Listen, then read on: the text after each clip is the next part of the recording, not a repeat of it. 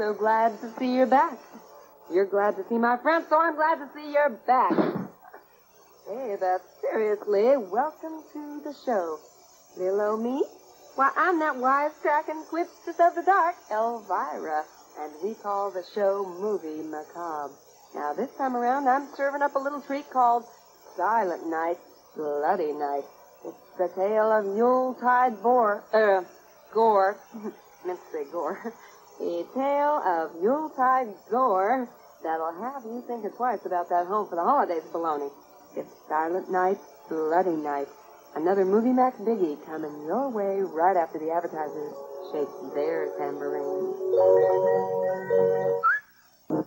Boy, I tell you, if there is two things I've always had trouble doing, one of them is trying to drive with a cup of hot coffee in my hand, and the other one is trying to drive with a monkey wrench. And let me just set the record straight on one thing. Maybe I ain't so big on the holidays. Okay.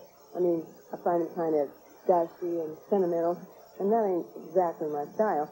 But even I'd never pull a dirty stunt on Santa Claus like the one they played on him in this movie. I mean, they knew he'd be coming down that chimney. That's what Santa does on Christmas Eve. So let's give the dowdy little old man a hot foot. Terrible. That's terrible. Maybe I'd put a little X-Lax in his cookies or something, but I'd never set the old boy on fire. Yeah, he's going to Wilton, and so's this doggone movie. Wilton right before our eyes. East Willard. What a bird. I think they named it after a rat or something. Something about a small town like that, especially around the holidays. It's like one big happy family. Everybody getting together to laugh and be merry, to sip a little eggnog out of the styrofoam cup, and to sing an old Yuletide favorite or two. Yeah, I always liked that one. Hey, what about Jingle Bells? Give us a little bit of that. Jingle bells, jingle all the way.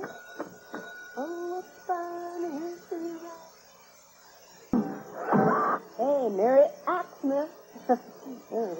They're taking that room down at the Paradise Motel like the mere one of them, too. Yeah, you can say that again. Boy, I wonder if he moonlights as a desk clerk down there at the Paradise. Can you imagine spending the night in a joint called the Paradise Motel? Maybe a couple of hours, but not the whole night.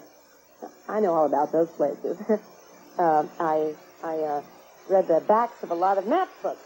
You know, there's mirrors and water beds and those movies on the TV. A regular Sodom and Gomorrah. That's the kind of place I'd want to be caught sneaking out of at 3 a.m. So far, I've been lucky. Meanwhile, it looks like that lawyer and his girlfriend have run plumb out of luck. Double lousy for her because she never even got to open a Christmas gift. Well, it's probably just another bottle of that cheap perfume anyway. Well, back to the movie after this time out.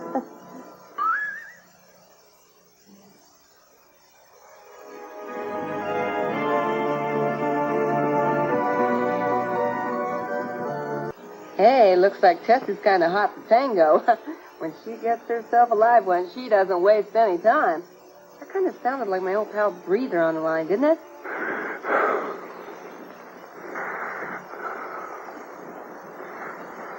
Mr. Butler, are you done? I've come back. What's that? I want to see you again. Hello? Who is this? Breather called the other day to whisper sweet everythings in my ear. What a guy. If you ever see him in a police lineup, you'll recognize him by the black and blue marks all over his body. Yeah, that's from people touching him with a 10-foot pole. Meanwhile, it looks like all you really need to score in East Willard is a California driver's license. California license. Lucky you. Yeah, lucky you. I flunked that test 4 times. That license and about $30 should be good for a room down at the Paradise Motel. Well, there's more Yuletide merriment when Silent Night, Bloody Night continues. Now, doesn't that chick seem just a little too willing to put her trust in that Jeffrey Butler fella? I mean, I don't know about the rest of you, but he gives this mistress of the dark the creeps. I mean, just take the way he smashed in the window of his car. Now, I have locked myself out a few times in my life, okay? But I've always used the old coat hanger trick, not a tire iron. Well, guess if you're a girl living in East Willard, you can't afford to be too picky. Take whoever comes along, even if he might be a maniac. Right now she's saying to herself, well, what the heck? He may not be the best-looking guy in the world, and he ain't no snappy dresser, but he does have a California driver's license. Okay, more hot times at the Butler house are coming up, so stay glued. We'll be right back.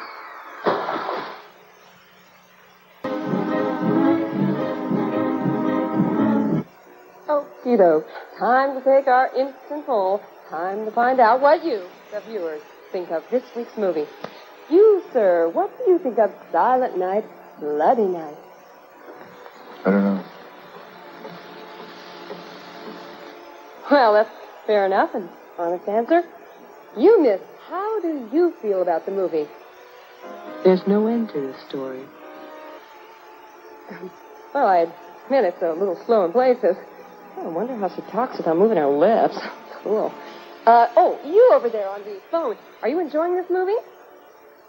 Yeah, well, as a matter of fact, I'm having a fine time.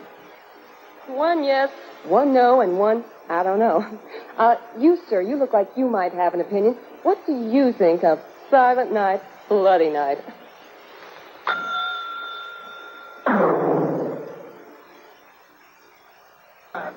Now, if you're wondering why all of a sudden they went to that cheap black and white film, it's on account of they ran into a little money trouble.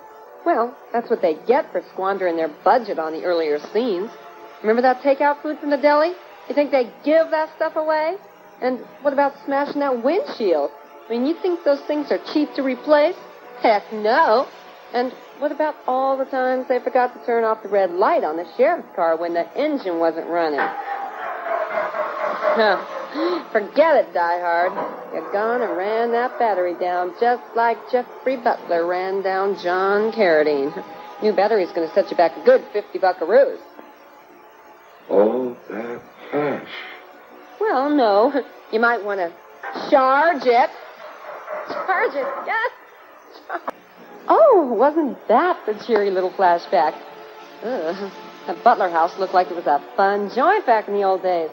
But those darn party crashers will ruin a good time every time. Hey, it looks like they were able to come up with another roll of color film. Must have passed the hat or something. Boy, am I glad about that. Because that black and white stuff was giving me a real headache. And I ain't just saying that to get out of doing something, you know what I mean? I'm talking major migraine. Okay, after the commercials, we'll be back to finish off this little yarn. That's right, the exciting climax is next, so stick around. Yeah, I thought it was a Canon release. The producers threw in the towel. The towel! Canon towel! Get it?